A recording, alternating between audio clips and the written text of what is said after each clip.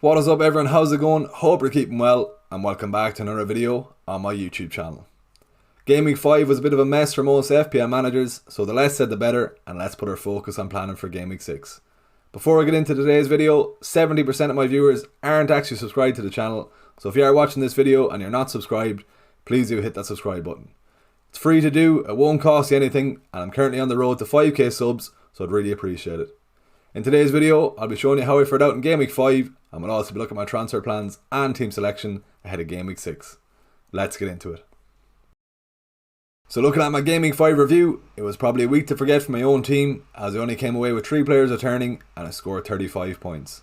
Saliba, Saka and Haaland were the only players to return, with the rest of the team blanking. I had big faith left in my Chelsea assets and United assets, but the no show from Chilwell and another blank and a yellow card for Jackson was a disappointing return from the game week. I was hopeful of a Bruno or Rashford return as well, and I was probably unlucky not to get it, as Højlund had the ball in the net from a Rashford assist, only for the goal to be ruled out after the ball went out of play in the build-up. There was some big expectations from my Spurs assets at home to Sheffield United, but Udigi's clean sheet was wiped out late on in the second half, and Maddison wasn't able to return as Spurs scored twice, but he wasn't involved. At least captain and Haaland away to West Ham was the correct decision, with the Spurs players banking, but it should have been a lot more from Haaland as he missed 5 big chances, having 2 shots cleared off the line, so 12 points was probably a bit disappointing. The red arrow was confirmed on Monday night when Matt Turner couldn't keep a clean sheet against Burnley, so it brought a bitter end to game week 5. It's now seen me drop from 317k to 819k overall, so the less said about game week 5 the better. That being said, I do have 2 free transfers ahead of game week 6, so there's no need to panic yet. Let's move on to the planning for game week 6, and let's see how we're lining up. So before we get into see how I'm shaping up ahead of game week 6, let's have a look at some key learnings from game week 5. Nick Jackson was once again another disappointment, as he came away with a 1 point return after picking up a yellow card, which now means he's picked up 4 yellow cards this season and is 1 away from a suspension.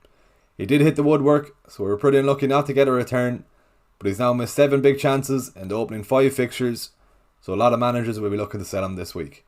I was definitely surprised to see Ben Chilwell left out of the Chelsea starting 11 on Sunday, and for a player who was pretty much essential a couple of weeks ago, it's mad to think he's now a minute's risk. I do think he'll be okay to start the Villa game on Sunday however, so I wouldn't transfer him out of your team. Mo Salah made it 6 returns in the first 5 game weeks for Liverpool against Wolves at the weekend, so if you are on wildcard, he's definitely an essential pick. Bernardo Silva picked up an injury midweek in the Champions League for City, so Alvarez now looks to be nailed on. He's definitely a popular pick as a replacement for Jackson, and it's something I'm definitely considering. So looking ahead to game week 6 and looking at some predicted points ahead of this weekend, Haaland tops the charts with a score of 9.2 predicted points with his home fixture against Forest. He missed 5 big chances away to West Ham last weekend, so managers will be hoping for a double-digit haul with their favourable fixture. Mo Salah isn't too far behind him with a predicted score of 7.7 points, where Salah will be looking to continue his 100% record with another return this weekend. ALVAREZ completes the top 3 with a predicted point score of 6.9 points with his home fixture against Forest. He's only got 1 blank in the first opening 5 fixtures, so you'd definitely be expecting a return this weekend. The remaining 7 of the top 10 is evenly distributed, with Matoma and Gross just edging out the other assets with their home fixture against Bournemouth. It looks to be good news for Mbeumo owners after his blank against Newcastle at the weekend, but with his home fixture against Everton, you'd be hoping for a return here. Phil Foden owners will be hoping he can get a share of the returns at the weekend, with Haaland and Alvarez both outscoring him on predicted points. It's good news also for Rashford owners, as he's got a predicted point score of 6 points with his away fixture to Burnley, so I'd definitely keep him this week and I wouldn't recommend selling. A quick look at clean sheet odds shows Man City as the clear favourites with a 60% chance of a clean sheet with their home fixture against Forest. They have conceded in their last 3 games however, but you would expect them to get back on track this week. Newcastle are second favourite with their away fixture to Sheffield on Sunday, so there's no surprise to see why their defensive assets are a very popular transfer in this week. Looking at my own defensive assets, I'll be hoping Estepinian can come back into the Brighton starting 11 after a rest last weekend with their home fixture against Bournemouth. I'll be keeping everything crossed for an Onana clean sheet against Burnley this weekend after some disappointing returns over the last few game weeks. Looking at my lineup ahead of game week 6, Onana gets a nod in goals ahead of Turner with his away fixture against Burnley. He's been a frustrating own over the last couple of game weeks, and his 9-pointer in game week 1 seems a long time ago. Rather frustratingly also, he's dropped in price to 4.9 million, but United have a nice run of fixtures over the next couple of game weeks, so I'm hoping to keep faith in him, and hopefully he can return the favour with a clean sheet against Burnley this weekend. Moving on to the defence, I'll be keeping faith in Ben Chilwell after he was dropped against Bournemouth last weekend, but I'm predicting they'll come back into the starting 11 with their home fixture against Villa. I'm also expecting Estepinian to come back into the Brighton starting 11 after he missed out last weekend when he was given a rest after a long flight back home from the international break.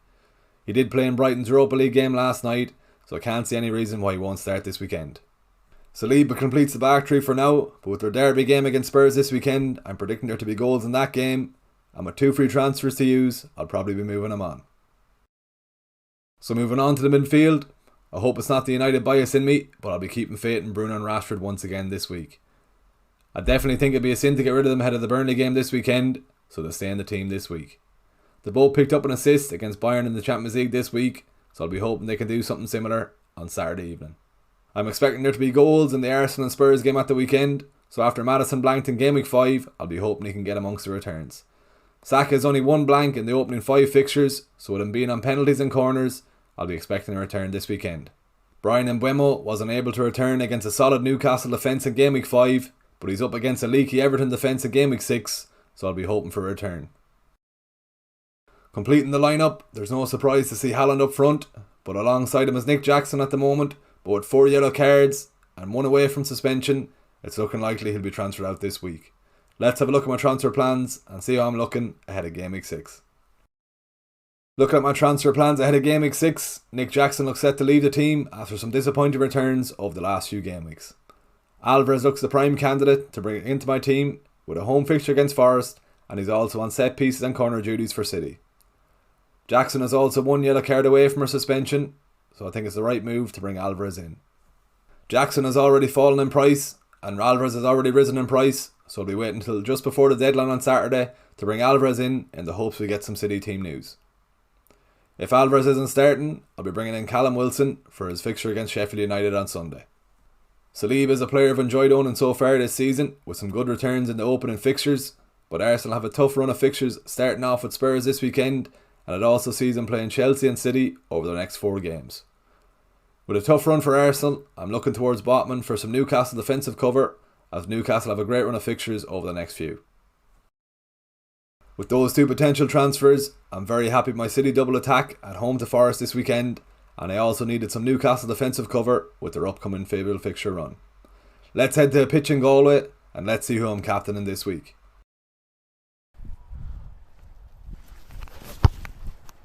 Haaland for the Ironman. You know the drill at this stage, there's no surprise to see him captaining Haaland at home to Forest. I am getting a bit of stick on TikTok and Instagram for captaining Haaland 6 weeks in a row now, but with 4 returns in the opening 5 fixtures, surely he gets the armband. If it isn't broken, don't fix it. Before I end the video, I just want to give a quick reminder of the Irish FPL Meetup we'll be having on the 30th of September, which is Game Week 7 in Onpucon, County Galway. We already have a great crowd coming to this, so if you'd like to join us, please send me a DM on Instagram and Twitter and I'll add you to the guest list. Onpucon are the sponsors of this YouTube channel, and they've kindly given us the back garden area for this event, where we'll be able to watch the 12:30, 3 o'clock and 5:30 games. If you are thinking about coming, I definitely would recommend on doing so, as it was a great event last year and I'm hoping this one will be even better. Game Week 6 is the latest deadline of the season so far, taking place at 1:30 on Saturday, so it'll give you the chance to have a lie-in on Saturday morning and then sort your team out before the deadline. I'll see you all for a deadline stream on Saturday afternoon, where I'll hopefully be getting some early City team news. If you have made it to the end of the video, please do give it a like, drop a comment below and subscribe to the channel if you haven't already. If you are watching this and you're not subscribed, please do hit that subscribe button. It's free to do, it won't cost you anything, and it really does support the channel, and I really appreciate it. We're on the road to 5k subs, so hopefully you can help me get there. Thanks for watching, I'll see you in the next video.